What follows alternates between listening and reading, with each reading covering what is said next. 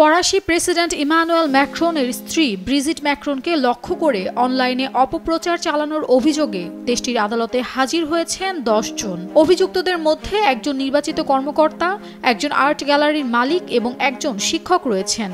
বাংলাদেশের একমাত্র smart city Bashundhara এখন আরো নিরাপদ, আধুনিকতায় আরো এক ধাপ এগিয়ে। অভিযোগে বলা হয়েছে, তারা ব্রিজিটের জেন্ডার ও প্রেসিডেন্ট দম্পতির ২৪ বছর বয়সের ব্যবধানের এই পার্থক্যকে নিয়ে সামাজিক মাধ্যমে ব্যঙ্গাত্মক ও মানহানিকর মন্তব্য করেছে।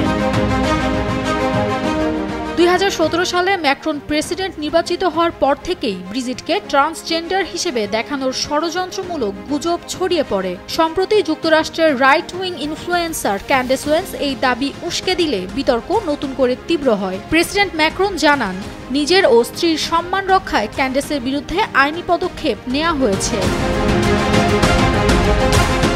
আইনজীবী টম ক্লেয়ার বলেন, এই অপপ্রচার ব্রিজেটের জন্য গভীর মানসিক চাপ সৃষ্টি করেছে। দোষী প্রমাণিত হলে অভিযুক্তদের সর্বোচ্চ ২ বছরের কারাদণ্ড হতে পারে। তবে এর আগেও একই ধরনের অভিযোগে ২ জন দোষী সাব্যস্ত হলেও পরে তারা আপিলে খালাস পান। নাফিসা তাসনিম রিদিকা, ডেইলি